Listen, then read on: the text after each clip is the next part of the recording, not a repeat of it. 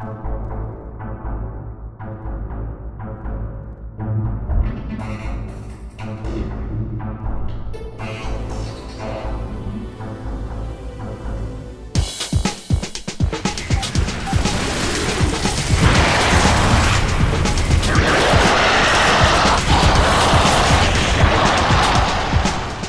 most games, you know, a spoiler would be like this thing happens in the story or you get such and such weapon. But for me, like some of the most exciting things to happen in the game were just like I'd end up in this new environment and it's so beautiful, it's so cool to run through that like you can't help but be like, oh gee whiz, and stand and look at everything for a few minutes.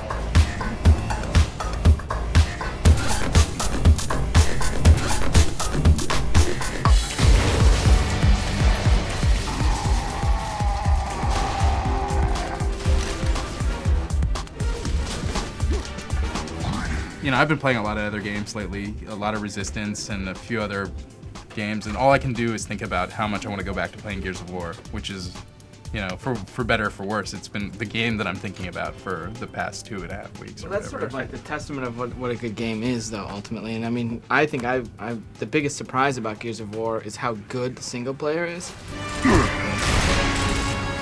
Thanks.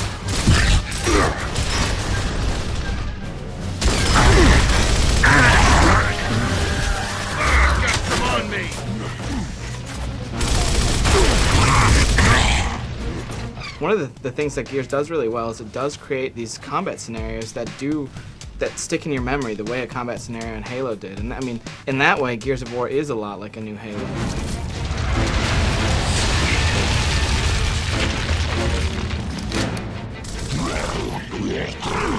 Fire in the hole.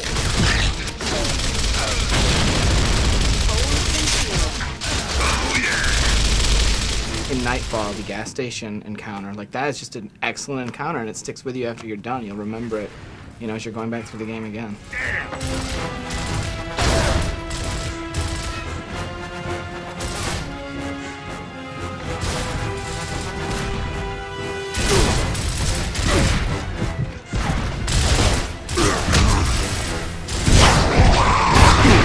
I was like, man, there's so many cool moments. Like you guys talked about the gas station. Like to me, when I first met the Berserker, I'm like, wow, this huge enemy that just goes crazy enough that, or he'll even kill his teammates because he just wants to get to us so badly. She can't see you, but she could smell you and she could hear you. So that in itself, I'm like, that's pretty cool. You know, it's just not all enemies with guns that you're facing. You should either start on casual or start hardcore on co-op. Co-op, yeah. Because the AI is another thing that it doesn't get right at all. Right. Like it Especially doesn't in even hardcore. do it, especially in hardcore. Yeah, they're a bunch of babies. I started on hardcore, finished on hardcore, and it was difficult and it was a pain in the ass, but I was never like, I really need to. die a lot. Yeah, but not your fault. I heard you finishing the game on hardcore. Get shit done.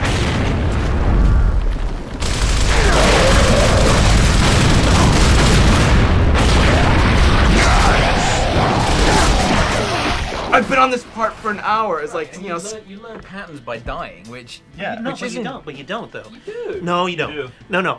No. Yes. You guys are wrong. Like, there's one specific part where you're inside your mansion, and then these guys, the locusts, are about to storm in, and you have to keep them out. And that was one of the ones where I was like just throwing a tantrum and going nuts.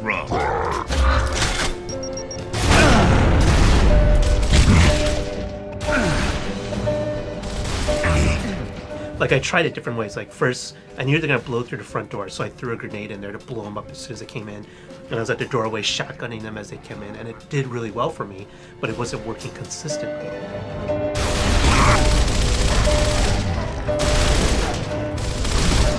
A lot of the levels have like an easy route through. There was one in particular where there's a big gun emplacement and a bunch of junk, and you think I'm gonna have to work out, and I'm gonna have to kill the guy on the gun, and then quickly run in, rescue my guys. But what it turns out you have to do is you have to go up the side, open a door, run up some stairs and kill one guy, and it completely unlocks the entire scene.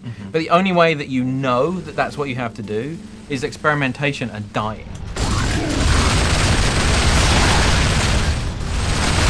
I feel like a lot of the time when I die in Gears, it's because it is my own fault. I mean, I definitely saw there were times hardcore? Yeah, even on hardcore, it's either my fault for like going and rescuing someone, which is the ultimate. It's a trap. I was Yeah. gonna say It's like, that's what the you. bait. Like, Dom's down, he's bleeding out. Like, fuck that, dude. I'm not. You deal with it. Just die. I don't care. You're gonna resurrect when the checkpoint hits.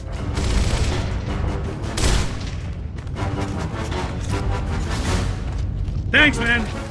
Most of my frustrating deaths were melee based, and like how Anything- unreliable the anything chainsaw up close is. was really anything tough. up close. The chainsaw, it's fun. It's fun to look at, and when it's one-on-one and you're like approaching a guy, it's awesome. You have to But if rev you it up get- and move You in have to with rev it. it up. Like if you're just like firing away and two guys close in on you, you're screwed.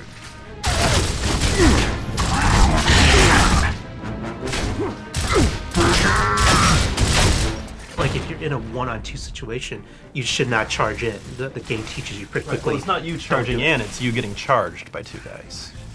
Yeah, I mean, you're gonna lose those a lot, anyways. You know, even In multiplayer, you gotta stick together. I think. Like Yeah. if you're ever by yourself, you're just asking to die because that exact situation can happen. Anytime that I've played multiplayer matches, as long as you guys like stick together at the beginning of the map, and their team is doing the same and sticking together, then you end up with what Brian was talking about, which is the chessboard mentality, where And that the the counters chainsaw actually does right. work better in multiplayer.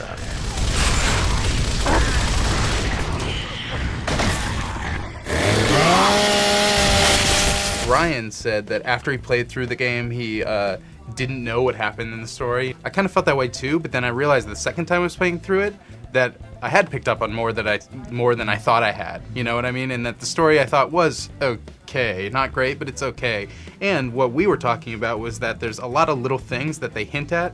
You know, these little narrative threads Yeah. that kind of get like seeded, but that they didn't do anything with. Oh, I wonder what's happening to Dom's girlfriend. Like, what happened at Marcus's trial? Like, you know, there's all these little things that I do kind of now want to know about that I didn't the first time through. There's a lot of history here. A lot of lies, too. Oh, you've got some nerve, soldier.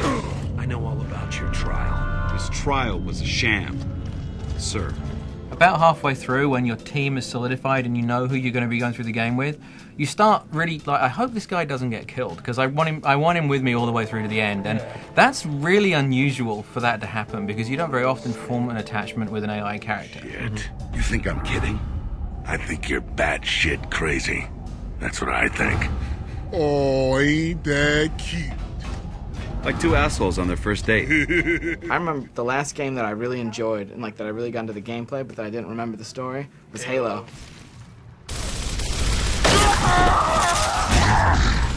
Multiplayer's fun. I mean, I think the main problem is the one that you found very early on. Yeah, that there's gonna be no way to like have four of us hook up and play ranked matches. And ranked matches for, I mean, achievement whores, that's where all the achievements are from. The matchmaking system that Bungie created is so good that it should just be sort of like de facto being copied by everyone. Like, there's no reason for you not to shamelessly rip off the ability of us to pick Warzone, have a team of 4, and get put matched similarly up against a team of 4 with a similar true skill average. It's just an omission that we don't understand why. But did you guys get a chance to play any of the real co-op? Skip and I played over Xbox Yeah, Live. the first act. Yeah, and it was pretty cool because we played on hardcore, and it was easier because now instead of having Dom, you know, your AI partner, kind of following you around and sort of half-ass flanking enemies, like we actually like we'll approach each scenario like okay, I'll go far right, you go far left, and we just completely pinching the enemies. Form up!